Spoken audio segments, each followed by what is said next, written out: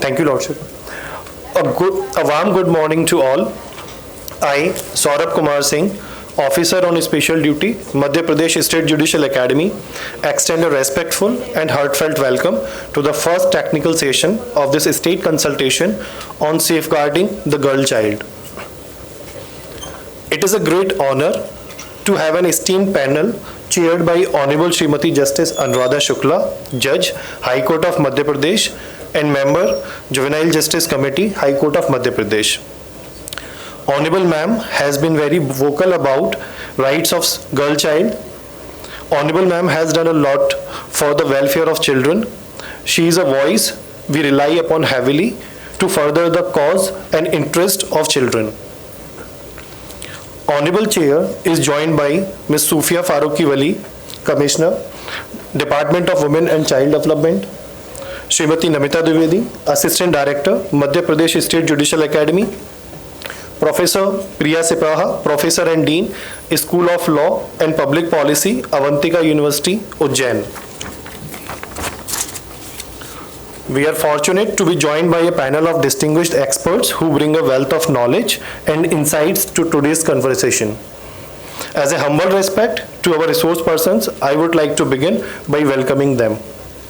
May I humbly request Shri Amit Sisodia, OSD Madhya Pradesh State Judicial Academy, to welcome Honorable Srimati Justice Anuradha Shukla, Judge High Court of Madhya Pradesh, by presenting a sapling as an expression of our deep regard and esteem.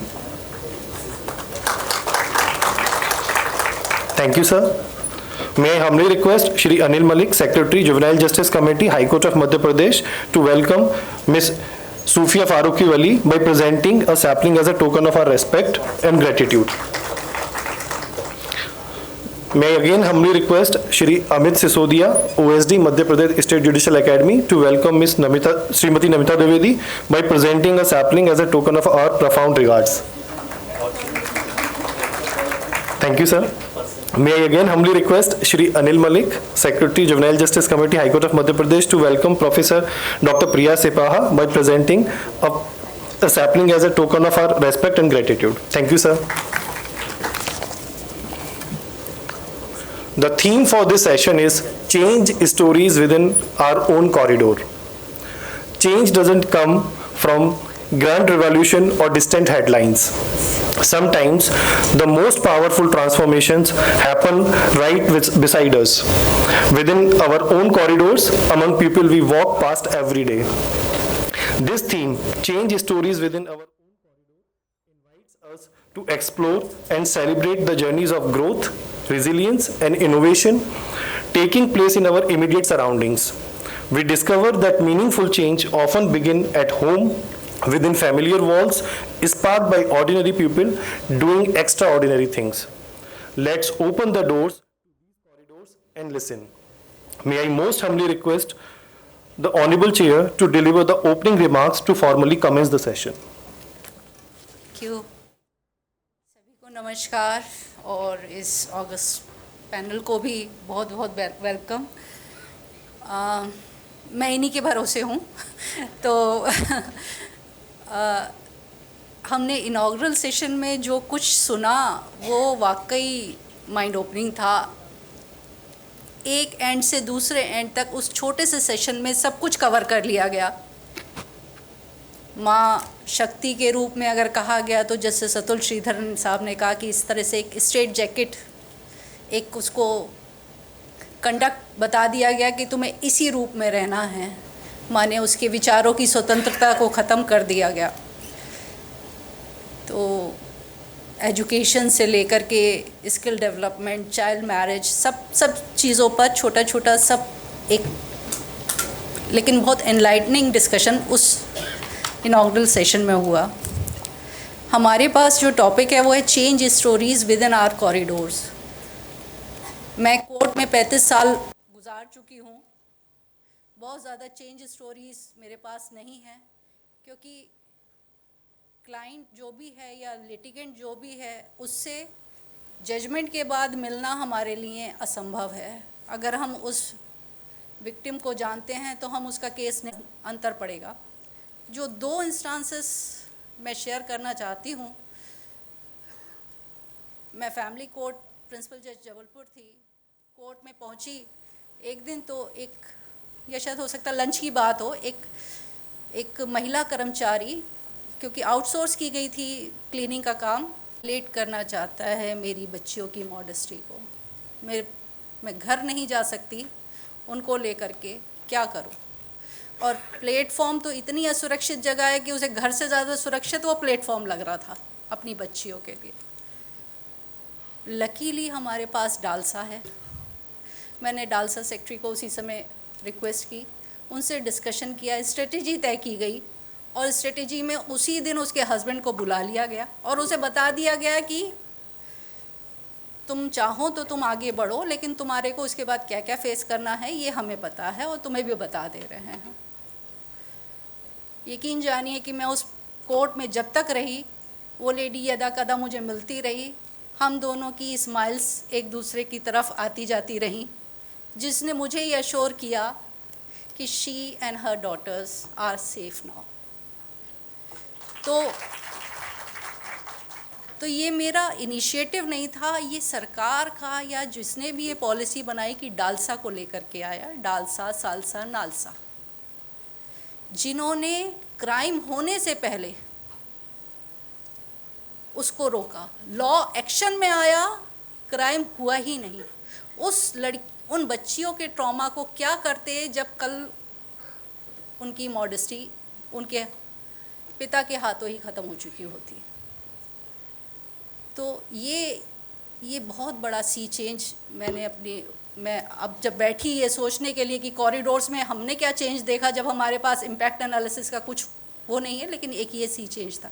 और मैं यहाँ पे इस चीज़ को भी discuss कर लूँ कि सोसाइटी में बदलाव बहुत नहीं आया।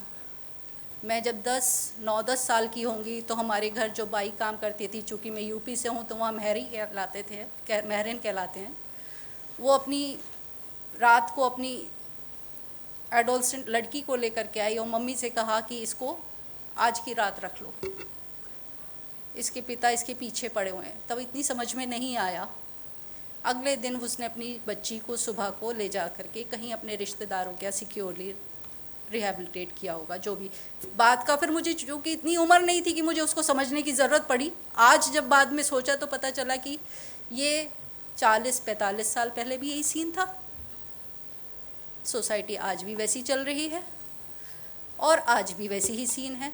आज भी लड़कियां अपने घर में सेफ़ नहीं हैं, लेकिन कम से कम एक मैकेनिज़्म डेवलप हुआ जिसने उनको क्राइम होने से पहले बचाने का रास्ता दिया। तो ये बहुत बड़ा चेंज था मेरी नज़र में। एक नेगेटिव चेंज की और बात करना चाहूँगी मैं यहाँ पे। फैमिली कोर्ट में मैंने समय गुजारा है। कानून ऐसे बने हैं महिलाओं की प्रोटेक्शन के लिए, लेकिन वो प्रोटेक्शन से ज़्यादा यहाँ लड़कियाँ कोई नहीं है, सॉरी प्लीज़, क्योंकि मेरे पास लड़कियों के लिए इस चेंज स्टोरीज़ में कोई एग्जांपल्स नहीं है।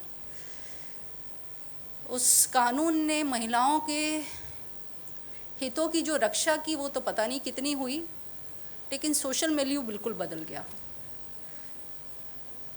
मैंने अपनी कोर्ट में उन महिलाओं द्वारा जो ये कहती रहीं कि हमारे को घर पे प्रताड़ित किया जाता है, अपने पतियों को पीटते हुए देखा। तो ये बदलाव हमारे को सोसाइटी में नहीं चाहिए था। ये बदलाव बहुत नेगेटिव है। ये फैमिली के इंस्टीट्यूशन के ख़िलाफ़ ही है ये बदलाव। एक इंस्टांस इसका भी मैं देना चाहूँगी। मैं जब फैमिली कोर्ट में प्रिजाइड कर रही थी तो एक हस्बैंड जो था वो गवर्नमेंट सर्वेंट था, 10 साल का शायद बच्चा था जो हस्बैंड के साथ रह रहा था। वाइफ अपने मायके चली गई थी किन्हीं कारणों से। दोनों के बीच में चूँकि reconciliation is mandatory under Hindu marriage act और अंडर फैमिली कोर्ट एक्ट, तो वो मजबूरी थी कि हाँ कराना ही कराना है। मजबूरी क्या, वो ज़रूरत है। जब वो मीडिएशन कराया गया, उनसे कहा गया, तो दोनों ने कहा हम साथ रहने को तैयार हैं। तो मैंने कहा ठीक है, एक महीने बाद की डेट लगाते हैं और देखते हैं कि क्या असर हुआ। 1 महीने बाद अकेली वाइफ और उसका पिता आया। मैंने कहा वो हस्बैंड कहाँ है? बोली वो तो हॉस्पिटल में है। मैंने कहा क्यों, हॉस्पिटल में क्यों है? बोले वो घर में झगड़ा हुआ था तो रेलवे ट्रैक पे जाके लेट गए, उनकी दोनों टांगें कट गईं। It was such a shock to me. कि ये क्या हो गया। और उससे बड़ा शौक था जब उस लेडी ने आगे सेंटेंस बोला, अब मेरी मेंटेनेंस का क्या होगा मैडम। ये इसने पूरा सोशल मिलियू बदल दिया है इन कानूनों ने। तो कानून ऐसे होने चाहिए जो डालसा, जहाँ लीगल एड आप प्रोवाइड कर रहे हैं, कानून ऐसे होने चाहिए जहाँ महिला की ज़रूरत पे वो उसके साथ आएँ, ना कि उसको वेपनाइज करें इस माहौल को। उसको वेपनाइज करने के लिए वो कानून उसके हाथ में नहीं देने हैं हमको ना, सिस्टम। एक तो ये मान लीजिए कि मैं जब इस पे मुझे डेलिब्रेशन करना था तो मैं बहुत ज़्यादा डर रही थी। मैंने अपने सीनियर से भी शेयर किया कि मुझ पे फेमिनिस्ट होने का तो आरोप नहीं लगने लगेगा तो मैं उस चीज़ को भी अवॉइड करना चाहती हूँ, इसीलिए मैंने ये एग्जांपल दिया कि ये भी एक गलत है। मैं व्यक्तियों की स्वतंत्रता, चाहे वो महिला हो चाहे पुरुष हो, उसकी बराबर की आज़ादी की बात करने के लिए यहाँ आप लोगों के साथ हूँ। और यही मैं चाहती हूँ कि पैनल भी इसी नज़रिए से देख रहा होगा। लेकिन फिर भी कहीं ना कहीं महिला और गर्ल चाइल्ड बहुत ऑप्रेस्ड हैं। मुझे यहाँ पे ये भी कहा गया कि आप अपनी भी स्टोरी बताइए, success story. That is very personal to me, I don't want to share it. लेकिन फिर भी अगर मुझे लगा कि इस पैनल के डिस्कशन के दौरान या बाद में मुझे ज़रूरत पड़ी तो मैं उसे भी शेयर करना चाहूँगी, क्योंकि जो मेरे पेरेंट्स ने मेरे यंगहुड में झेला वही सीन मुझे भी अपनी मदरहुड के सामने आया। तो वो बाद में डिस्कस करूँगी अगर ज़रूरत लगी, नहीं तो नहीं तो करूँगी, वो पर्सनल होने की वजह से। So over to you. आप सभी को नमस्कार, मैम को विशेष तौर पे नमस्कार, क्योंकि आपकी लीडरशिप में आज ये हमारा डिस्कशन होगा यहाँ पे। डेफिनेटली बात चेंज स्टोरीज़ की है और कहीं ना कहीं हम लोग को ये मैसेज तो था कि कुछ पर्सनल चेंज स्टोरीज़, बट जैसा मैम ने कहा पर्सनल चेंज स्टोरीज़ अपनी जगह रेलेवेंट हैं, बट फिर भी हमको ये तो मानना होगा कि सारे चैलेंजेस, महिलाओं के चैलेंजेस होते हैं, वो उनको चैलेंजेस के सामने निकल के आती हैं, अपना अचीव करती हैं। बट फिर भी हम लोग जिस बैकग्राउंड से हैं वहाँ पे पढ़ाई, न्यूट्रिशन, घर की सिक्योरिटी, घर पर छत, माता पिता का प्यार करना गारंटीड था। मतलब वहाँ ये हमारे बेसिक पे फाइट नहीं था कि हमारा सर्वाइवल ही थ्रेटन्ड है। उसके बाद हमें जो अचीव करना था, क्योंकि ये सब इतने गारंटीड मिला, जिसको शायद अब ज़्यादा वैल्यू से समझ पा रहे हैं, वो इतने गारंटी से मिला कि आज यहाँ पे शायद बैठ के हम इस बारे में बात कर सकते हैं। परंतु चेंज स्टोरीज़ को मैं ज़्यादा फोकस में रखना चाहूँगी। जो विभाग से संबंधित गतिविधियाँ रही हैं, विशेष तौर पर मेरे 1.5 साल के इस एक्सपोजर में इस डिपार्टमेंट के साथ, उसमें डेफिनेटली जैसे आज सुबह जस्टिस सर ने कहा था कि एक इंटरसेक्शनैलिटी भी इन्वॉल्व है। महिलाओं के साथ जब आप बात करते हैं तो सिर्फ उनका महिला होना अपने आप में एक ख़त्म नहीं होता विषय।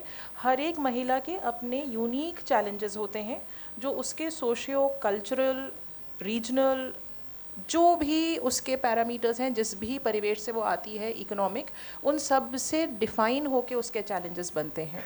और इन तरह के चैलेंजेस से जब डिपार्टमेंट डील करता है, जो कहने का मेरा, जब मैं बात कर रही हूँ कि बहुत क्रॉस कटिंग यूनिक चैलेंजेस होते हैं केसेस में, तो डिपार्टमेंट के लिए डील करना बहुत कठिन होता है इन केसेस को, क्योंकि हमारे पास SOPs होते हैं, स्टैंडर्ड ऑपरेटिंग प्रोसीजर्स होते हैं, कुछ स्टैंडर्ड नियम अधिनियम होते हैं, कुछ अमला होता है जिसके माध्यम से हम अपने रिसोर्सेज को मोबिलाइज करते हैं। किसी भी संकटग्रस्त महिला या बालिका को जो भी हम हेल्प दे सकते हैं या किस तरह से हम उसको वापस अपने पैरों पे खड़ा कर सकते हैं। Therefore, because challenges are too huge and there are specific limitations for each department that they operate within certain rules, it becomes very difficult to at times customize the requirement that each and every child and each and every female might require. And it is not just, the department works not just for any kind of calamity affected women, it also works for normal women who might need normal kind of a guidance कि भाई हमें business setup करना है, कैसे आगे बढ़ें, कहाँ registration करें, हमें कौन सी जगह पे महिला की सब्सिडी मिलती है, हमें ये भी गाइडेंस देना है। हमारा जो मिशन शक्ति का पूरा मैंडेट है, हमें उसे ये भी करना है। चाइल्ड राइट्स में, मिशन शक्ति में, चाहे आप बेटी बचाओ की बात करें, चाहे आप डोमेस्टिक वायलेंस की बात करें, वन स्टॉप सेंटर्स की बात करें, मैंडेट बहुत बड़ा है। इस डिपार्टमेंट का। जब इंडिविजुअल केसेस, इसलिए उसमें शायद ये होता होगा कि हमारे लेवल पे, जहाँ तक बिल्कुल डिसीजन मेकिंग लेवल पे आते हुए एक ब्लाइंडनेस आ जाती होगी, एक इनसेंसिटिविटी आ जाती है कि माइन्यूटली जब आप माइक्रोस्कोपिकली केसेस को फील्ड पे देखते हैं तो उनके क्या क्या पहलू हैं। क्योंकि मैम ने भी कुछ स्पेसिफिक केसेस की बात की है। स्पेसिफिक केसेस मैं भी जो हमारे ऑफिशियल पिछले 1.5 साल में मैंने कुछ केसेस देखे हैं उनकी बात करूंगी। भोपाल में एक बच्ची का बहुत पिक्यूलियर केस है जिससे हम स्ट्रगल कर रहे हैं अभी भी उस लड़की को वापस रीस्टैब्लिश करने के लिए। कम्युनिटीज़ मैं हिडन रखूँगी, परंतु अगर कम्युनिटीज़ में यहाँ पे बोल पाती तो आप लोगों को समझ में आता कि केस कितने ज़्यादा कॉम्प्लिकेटेड होते हैं। ये बच्ची की मदर की 2022 में डेथ हो गई। इसे फादर सेक्सुअली लगातार एक्सप्लॉइट करता रहा। ये भोपाल अर्बन एरिया का केस है। ये उसके बाद फादर मैकेनिक का काम करता था, फाइनली छोड़ के ही चला गया माँ की डेथ के बाद, क्योंकि एक जिम्मेदारी बेकार की बढ़ गई। बच्ची अंडर एज है। वो अपने मामा के साथ रहने चली गई। उसका एक छोटा भाई भी है, तो दोनों बच्चों को मामा ने कहा कि मैं रख लूँगा। मामा ने भी सेक्सुअली एक्सप्लॉइट किया लगातार। तंग आके वो बच्ची अंडर एज घर से भागी। वो रेलवे स्टेशन पे और कहीं मिली तो वहाँ पे वो जो ट्रैफिकिंग करने वाले रैकेट्स होते हैं उनके हाथ में पड़ गई। वहाँ से उसको कुछ थोड़ा बहुत ड्रग्स वगैरह, फिर ट्रैफिकिंग, उसका ऑलमोस्ट 2-3 महीना जब तक कि वो केस हमारे उसमें नहीं आया, ट्रैफिकिंग के थ्रू उसका सेक्सुअल एक्सप्लॉइटेशन होता रहा। उसके बाद उसका फेक आधार बना के उसकी शादी भी कर दी गई। और इसमें अगर आप सारे एक्सप्लॉइटर्स का नाम देखेंगे ना तो आई एम सॉरी टू से कोई कम्युनिटी, कोई कास्ट, कोई सोशल स्ट्रेटा नहीं छूटेगा। जहाँ उसकी शादी हुई वो बहुत संपन्न परिवार है। फेक आधार बना के, फेक एज बता के उस लड़की की वहाँ शादी भी हो गई। वहाँ पे भी उसकी मार पिटाई होती रही।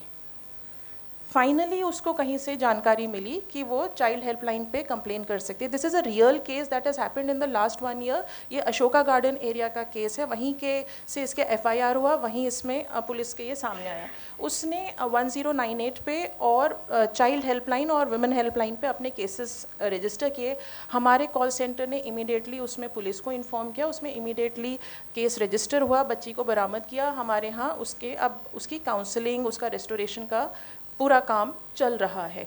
पर इस बच्चे को अब आप सोचें कि एक डिपार्टमेंट के 2-4 अधिकारी, उनके 2-4 काउंसलर्स किस तरह से इस बच्ची को वापस से सोसाइटी में रीइंटीग्रेट कर पाएंगे, या उसका मेंटल, सोशल, फिजिकल हेल्थ कैसे वो रीगेन कर पाएगी।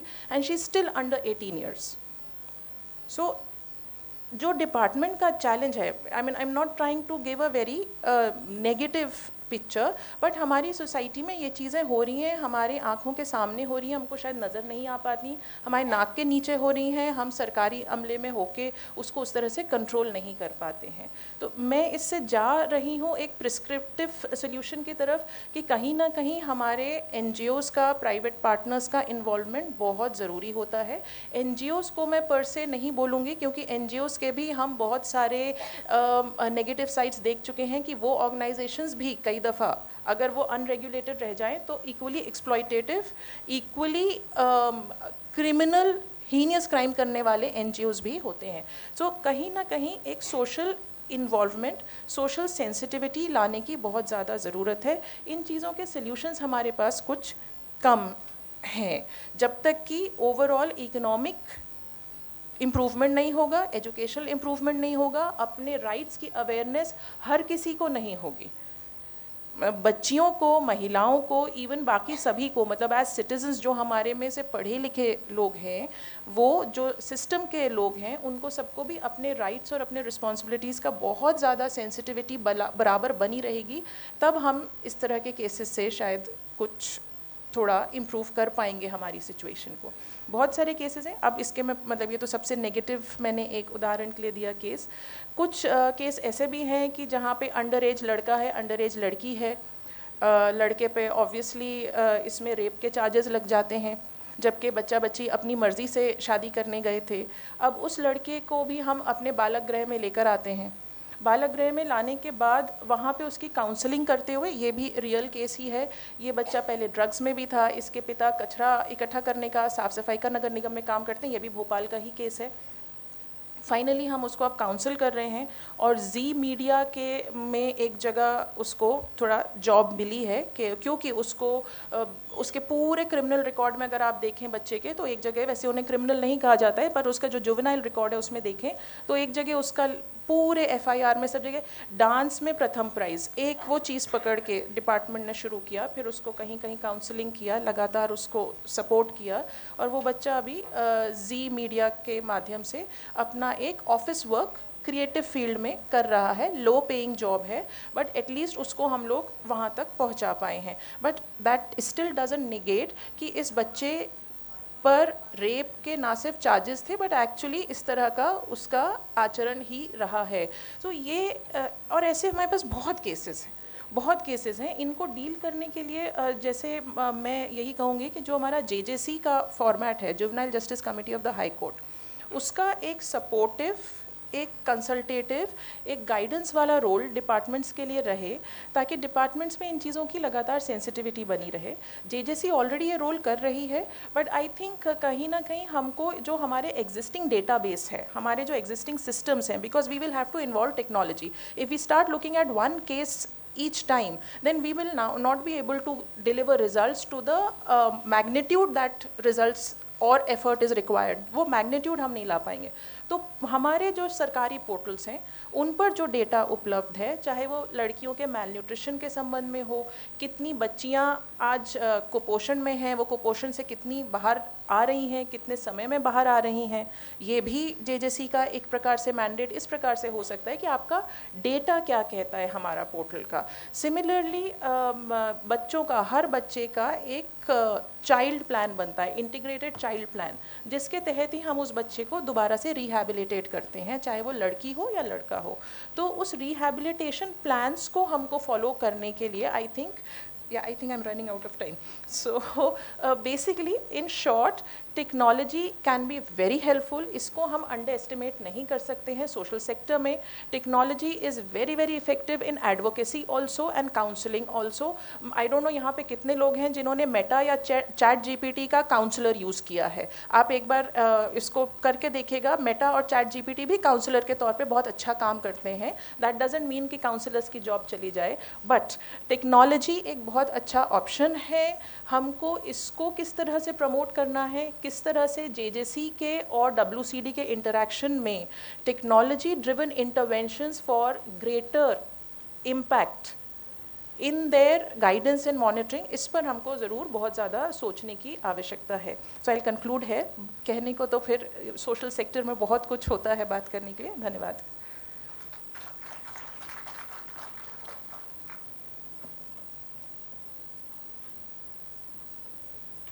Justice Srimati Anuradha Shukla ma'am, honorable panelists, respected panelists and this esteemed gathering, namaste.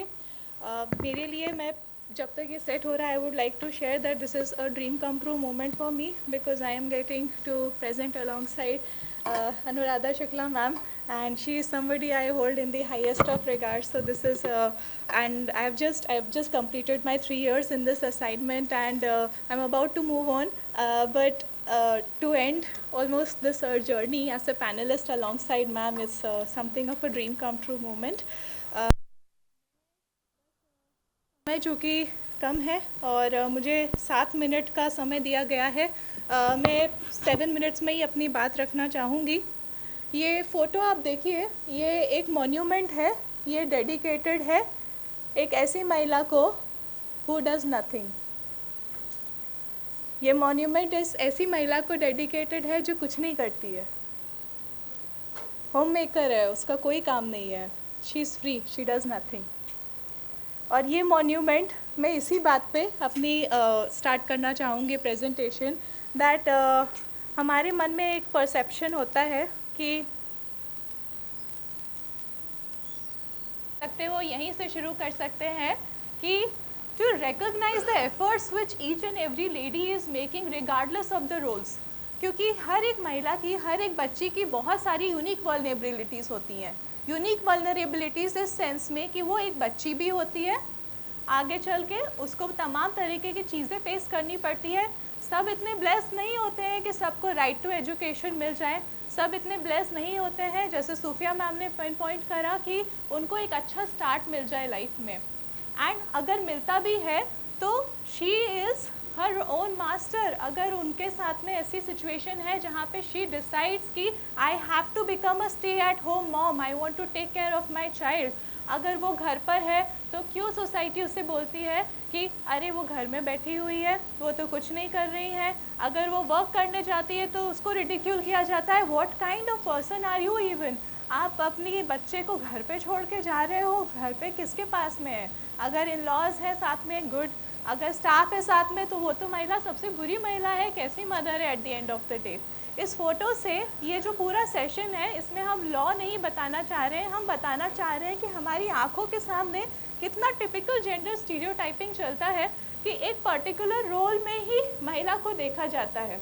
I want to understand through you who is an ideal women, कौन है एक आइडियल वुमेन। इंडियन वुमेन के लिए तमाम तरह की धारणाएं दी गई हैं कि ये पर्टिकुलर अगर चीज़ें फॉलो होती हैं तो उसे आइडियल वुमेन बोला जाता है। मेरे पास 7 मिनट्स है, I am going to be confined to it. सिर्फ एक केस लॉ से स्टार्ट करूँगी बात करना। हम यहाँ पे बात कर रहे हैं जेंडर स्टीरियोटाइपिंग की। कुछ समय पहले एक ऐसा जजमेंट आया जहाँ पे ये बोला गया कि कुछ फैक्ट्स इस तरह के थे कि बच्ची जो थी वो घर पर थी और उसका ऐसा एलिगेशन था कि अक्यूज़ ने उसके घर में प्रवेश किया, उसे सेक्सुअली असॉल्ट किया और जब लोग उसने चीख पुकार करी तो लोग आए, उसे बचाया और वो जो अभियुक्त है वो भाग गया।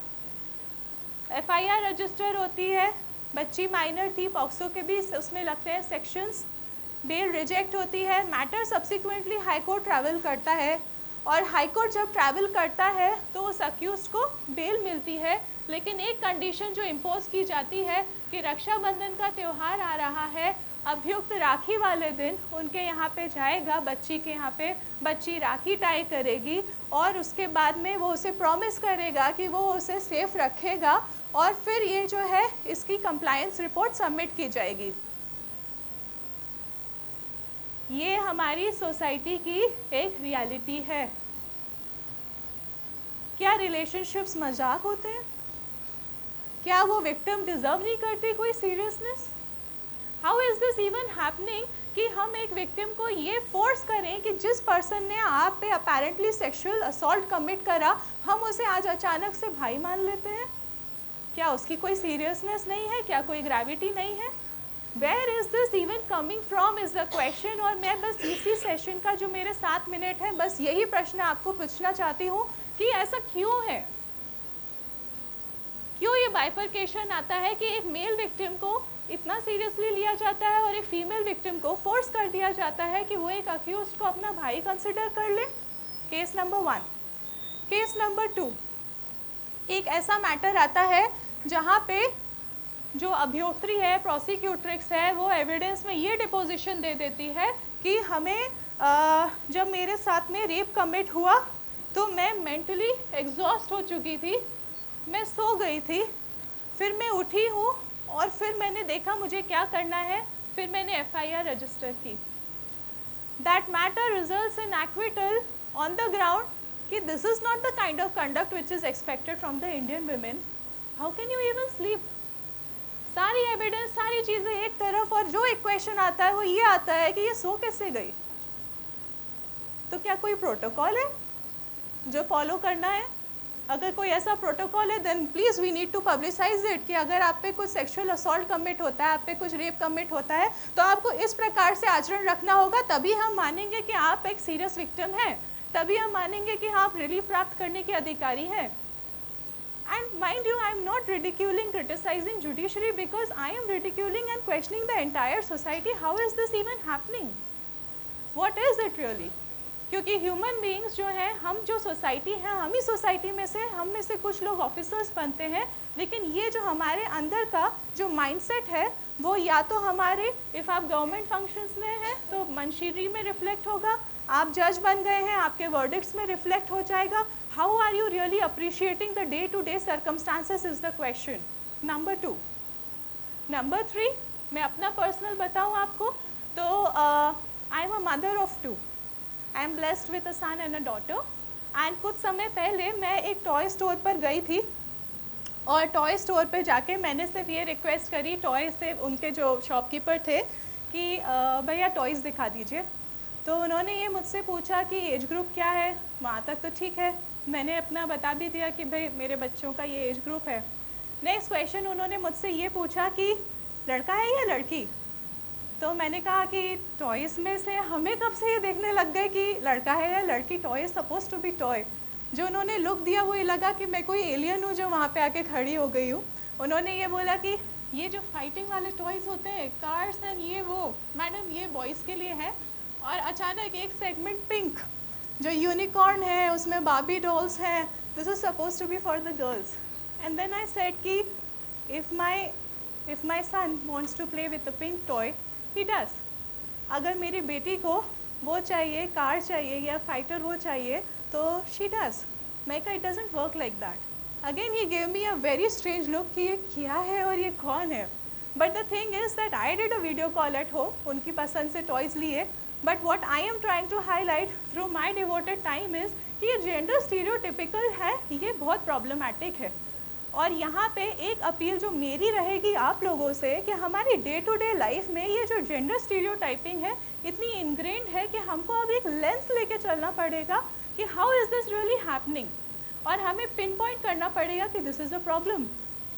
जब तक हम वहाँ पे नहीं जाएंगे, जब तक हम हमारे घरों में नहीं जाएंगे, जब तक हम डे टू डे सिचुएशन में एनालाइज नहीं करेंगे, तब तक आप सोचें कि हमारी आपकी लाइफ में बड़ा परिवर्तन हो जाएगा. या फेयर ट्रीटमेंट, मैं इक्वालिटी की बात ही नहीं कर रही हूँ, मैं तो फेयर ट्रीटमेंट की बात कर रही हूँ कि फेयर ट्रीटमेंट मिलने लग जाएगा तो वो बड़ा स्ट्रेंज है.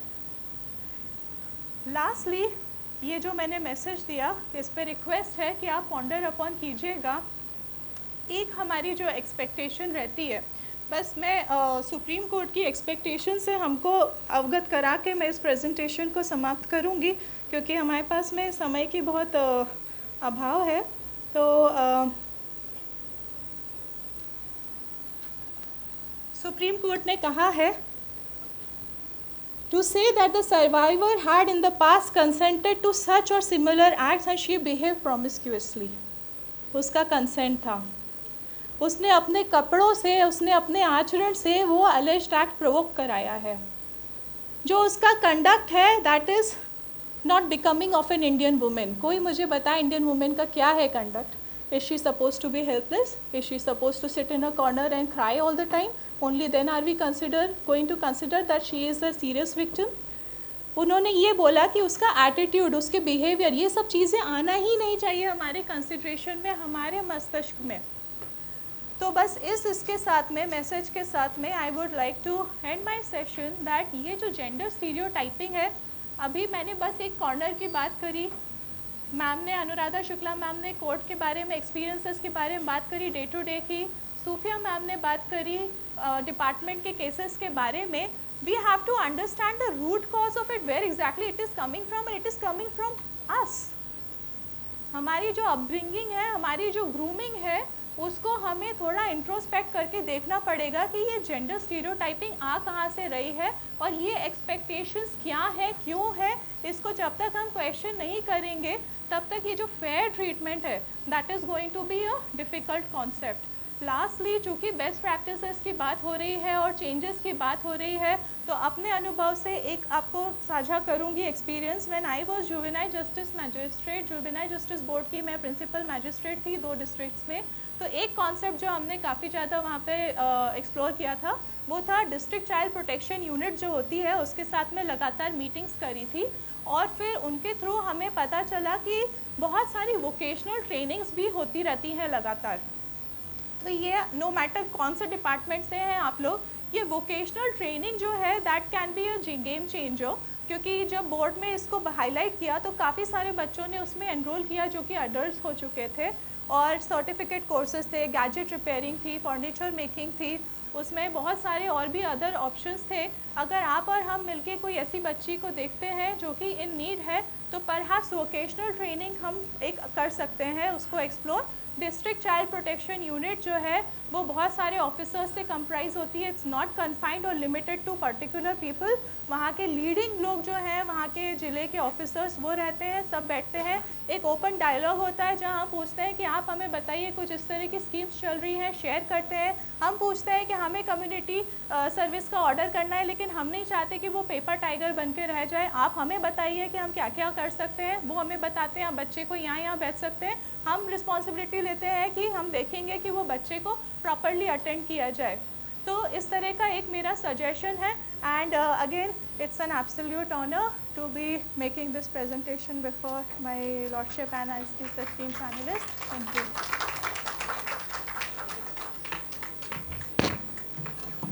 मैं अभी थोड़ा सा मैम का बीच में से समय लूँगी। नमिता ने जो बोला मैं उसमें एक सप्लीमेंट करना चाहती हूँ। मैं Palki Sharma from Firstpost का इंटरव्यू देख रही थी एंड शी वाज सेइंग कि होम मेकर वाइफ्स घर में जो काम करती हैं that contributes to 11.3 trillion economy. और उसका ये भी कहना था कि वो अगर वो सब मिल जाएं that will make 1/3 GDP of the world. लेकिन कहाँ एक्नॉलेजमेंट है? कहीं नहीं, शून्य। वो जितना 11 ट्रिलियन और 1/3 GDP of world वो शून्य में आता है। So please ma'am.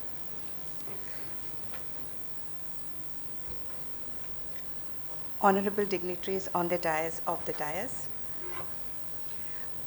जैसा कि अभी मेरे को पैनलिस्ट जितने भी हैं उन्होंने काफ़ी अच्छे से सारी चीज़ें बताई। ऑल्दो हम लोगों को बोला गया था कि आप अपने पर्सनल लाइफ से रिलेटेड कुछ चीज़ें बताएं। There are many things which we can tell you but not on this platform, but yes I will definitely try will share some of my incidences. अभी अगर हम जेंडर न्यूट्रलिटी की बात करते हैं, जेंडर जस्टिस की बात करते हैं, तो बहुत सारी चीज़ें जो कि मैम लोग बहुत रिस्पेक्टेबल पोजीशन पे हैं। मैं बहुत ज़्यादा, चूँकि मैं डीन हूँ एक लॉ स्कूल की, तो मैं बहुत ज़्यादा यूथ के बीच में रहती हूँ। मैं बहुत प्रिविलेज मानती हूँ कि मैं हमेशा कहती हूँ कि ये एक ऐसी पोजीशन है जिसमें मैं अपने आप को हमेशा यंग महसूस करती हूँ। I am always in with fashion, with youth thoughts and everything. तो ये सारी चीज़ें देखते हुए बहुत सारा अभी हमारे यहाँ भी डिस्कशंस होते हैं, we keep on debating and बहुत सारे डिस्कशंस होते हैं। एक बहुत मैसिव डिस्कशन जो आजकल हो रहा था अबाउट द जेंडर न्यूट्रलिटी, आपने अभी रिसेंटली सुना होगा राजा मर्डर केस के बारे में आपने सुना। वो एक ऐसा केस था जिसमें वाइफ हनीमून पे ले गई और उसने अपने हस्बैंड का मर्डर कर दिया। एक और केस हुआ था कि जिसमें एक हस्बैंड को मार के काट के अपने बॉयफ्रेंड के साथ उसको जाना था और उसने टब में डाल दिया था, बच्चों ने बताया। ये दो केस को हमारी मीडिया ने और हमारे लोगों ने इतना ज़्यादा हाईलाइट किया है, इतना हाईलाइट तो आज तक शायद किसी चीज़ को नहीं किया गया है। और ये इतना टॉक ऑफ द टाउन और टॉक ऑफ द पार्टी हो चुका है, या फैमिली गैदरिंग या कोई भी गैदरिंग हो चुका है, कि हम जहाँ पे भी जाते हैं, एक मुझे शुरू तो मैं I was concern, I am having a very, I am sympathetic with Raja also and the other person also जिनके साथ ये गलत चीज़ें हुई हैं। मैं ये नहीं कह रही कि that I am not sympathising them, but at the same time the statements which we received are कि लड़कियां तो आजकल इस तरीके की हो गई हैं, हमें तो अपने लड़के की शादी करने से डर लगता है, हम कैसे देंगे। आजकल तो लड़कियां इतनी तेज़ तर्रार हो गई हैं कि कल को हमने अपनी लड़की को कर दी, बहुत बैकग्राउंड देखना पड़ता है, लड़कियां लड़कों से भी तेज होती जा रही हैं और इस तरह के केसेस करती हैं। आई सेड रियली, कल परसों ही एक निकी का केस आया जिसे उसे जला दिया है। आज आप रोज़ पेपर उठाते हैं तो आपके पास एक सेक्सुअल हरासमेंट का केस रहता है, एक सेक्सुअल अब्यूज़ का रहता है, एक रेप का रहता है, गैंग रेप का रहता है, दहेज में मारने का होता है, डोमेस्टिक वायलेंस का होता है। आप उस हेडलाइन को पूरी पढ़ते भी नहीं हैं और एक तरफ रहते हैं, because you are so used to of that type of offences in our society. It has been imbibed so much in our thoughts that we do not consider it as a crime. हमने एक mindset बना लिया है कि लड़कियों के साथ तो ये तो होता ही है, बेटा आपको तो थोड़ा आप ही को घर संभालना है, आप ही को घर को बांध कर रखना है, आज आपकी शादी हो गई, अब आपकी अर्थी ही उस घर से आएगी, और अगर आपने कभी भी उस घर में कोई रिवोल्ट किया तो मायके आने का मत सोचना, नहीं तो मायके में पेरेंट्स की इज्जत का, भाई भाभी की इज्जत का क्या होगा, और आप अपने साथ साथ अपने पेरेंट्स का नाम भी डुबो दोगे just because she wants to raise her voice. तो उसको इस तरह से बोलते हैं। हम अगर लड़कों के लिए एक दो केसेस सुन के हम लड़कों के लिए इतना डर सकते हैं, क्या आप एक बार भी, आज वो लड़कों के पेरेंट्स शादी करने में डर रहे हैं, सोचिए उन लड़कियों के पेरेंट्स के बारे में जो ये जानते हुए भी कि सदियों से उन्हें जलाया जा रहा है, उनको सेक्सुअली एक्सप्लॉइट किया जा रहा है, उनके ससुर एक्सप्लॉइट करते हैं, उनके जेठ एक्सप्लॉइट करते हैं, उनके हस्बैंड एक्सप्लॉइट करते हैं, और आते जाते इफ़ शी इज़ वर्किंग तो वहाँ पे भी सेक्सुअल हैरेसमेंट का केस है। ये सारी चीज़ें होने के बावजूद अगर लड़कियों के माँ बाप में ये हिम्मत है कि वो उनकी शादी करते हैं आपके सारे नखरे सहकर, आपको इतना मान सम्मान देके, तो claps on that parents of females जिन्होंने ये दिया है कि उन्होंने, वो ज़्यादा हिम्मती हैं कि लड़कों की फितरत को जानने के बाद भी उन्होंने अपनी लड़कियों को देने का किया है। तो इस तरह की चीज़ों को इतना मीम्स, इतना सोशल मीडिया पैलेट, इतना मत हाईलाइट करिए कि आप लड़कियों को बिल्कुल नेगेटिव ही आपने बना दिया और लड़कों को एकदम सीरियस सीधा साधा बच्चा। नो, ये दोनों जगह है। अभी भी मैं ये दोनों केसेस से या ये चीज़ों पे मुझसे हमेशा, हम लॉ के we are a faculty and professor of law, हमसे हमेशा लड़के पूछते हैं कि ma'am why there is always a laws related to female more than a man, there are n number of male victims, why don't you address, why the people are not addressing male victim? तो मैं हमेशा कहती हूँ नहीं, we do address male victim, there are certain laws which are gender neutral, but at the same time have you ever thought कि laws female के बारे में क्यों बने? बड़ी जाहिर सी बात है, जिसके साथ गलत होगा laws भी तो उसी के लिए बनेंगे ना। आपके साथ गलत तो अब होना शुरू हुआ है और आपने इतनी आवाज़ उठा दी कि हमारे लिए laws क्यों नहीं बने, हमारे लिए क्यों नहीं सोचते, और जब आपने आवाज़ उठाई तुरंत बनने लगे, तुरंत रिफॉर्म्स आया, तुरंत सब ने सोचा, बहुत सारे जेंडर न्यूट्रल लॉज बने। ऐसा नहीं है, और अभी भी बन रहे हैं। आई डू अंडरस्टैंड कि कई चीज़ों में नहीं है, लेकिन फीमेल की तरफ बहुत सदियों से चल रहा है। मैं रियली शॉक्ड हूँ वो अभी रिसेंट वो जो जला दिया है ब्राइड को, वो देख के, क्योंकि बहुत दिनों बाद बहुत सारे केसेस तो हमने सुने हैं अब्यूज़ के और डोमेस्टिक वायलेंस के, लेकिन जलाने का केस तो बचपन में मुझे याद है मैं टेरराइज थी मैरिज वर्ड से, because at 80s when we were growing on, हमने सबसे ज़्यादा डाउरी के ये ब्राइड को जलाने वाले केसेस दिखे हैं, और उसी समय हमारे पास ये केस लॉ बना है। उसके पहले तो ये लॉ ही नहीं था, और फिर धीरे धीरे ये चीज़ कम हो गई, लेकिन अभी ये वापस से होना अपने आप में एक अलार्म है कि you have to understand these things. Secondly, जो मैं कहना चाहती हूँ, अब दूसरे पहलू की बात करते हैं कि जैसे मैंने कहा कि चलो फीमेल के साथ ये चीज़ें होती है, लेकिन males are also victim. I am also part of a POSH committee. Definitely it is mandatory for every institute to have a POSH committee because of the sexual harassment take place. We do get some of the genuine cases, but definitely they are using, some of the females and the students are using it as a weapon rather than a shield. तो ये एक बहुत ही अजीब सी situation है, क्योंकि हम जब cases देखते हैं, मतलब हमारा तो टाइम हम उसको वेस्ट तब कहते हैं जब पता चलता है कि किसी भी स्टूडेंट ने किसी भी फैकल्टी के बारे में एक सेक्सुअल हरासमेंट का केस लगा दिया. सारे केसेस एग्ज़ाम के आसपास ही लगते हैं या रिज़ल्ट के आसपास लगते हैं. तो उस समय हमें भी, अगर कोई जेन्युइन भी रहता है तो हमें डाउट होने लगता है कि is it genuine case? Because when we investigate, then we come to know, no, this is not.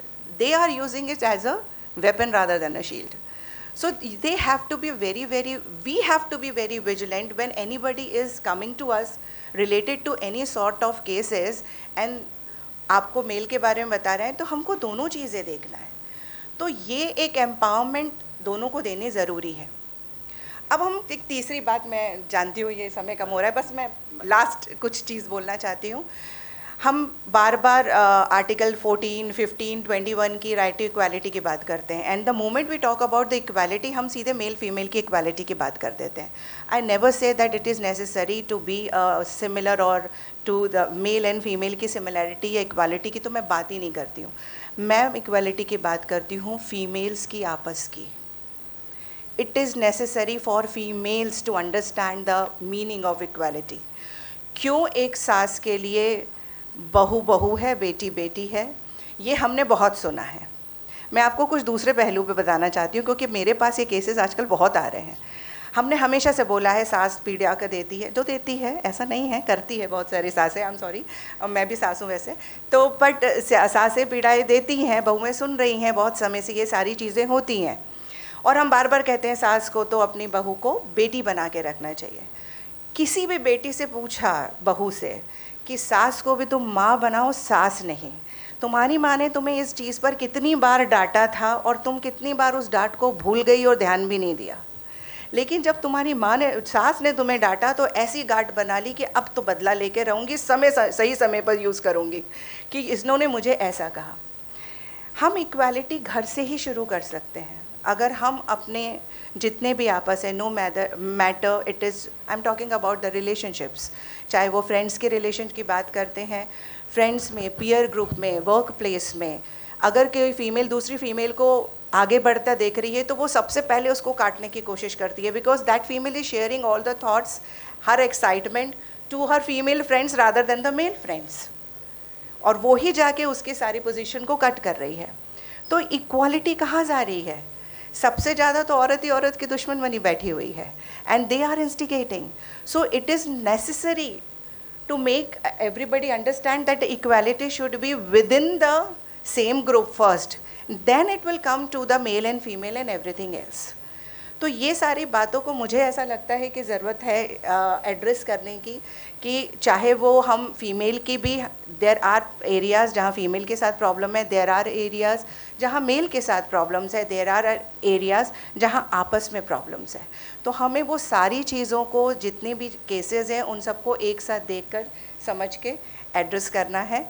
और उस चीज़ पे अगर हम कोई सॉल्यूशन निकाल सकते हैं to encourage everybody and to aware everybody about this, then it will be definitely a new society for us, और वो हमारे लिए, मुझे चले लगता है कि ज़्यादा अच्छा होगा. Thank you so much for listening me patiently. Thank you to all our panelists for those valuable insights and profound discourse. With this, we come to the end of this session. I take the privilege of expressing our deepest gratitude to Honorable Chair and to the Honorable Resource Persons. Thank you. We are already running late by almost 8 minutes. We are just about to begin the next session. And जो अगला सत्र है वो भी honourable chair, honourable ma'am द्वारा ही chair किया जाएगा. तो मैम, मेरी रिक्वेस्ट है ma'am, please we remain seated. बाकी रिसोर्स पर्सन्स जो है वो अपनी सीट ले सकते हैं.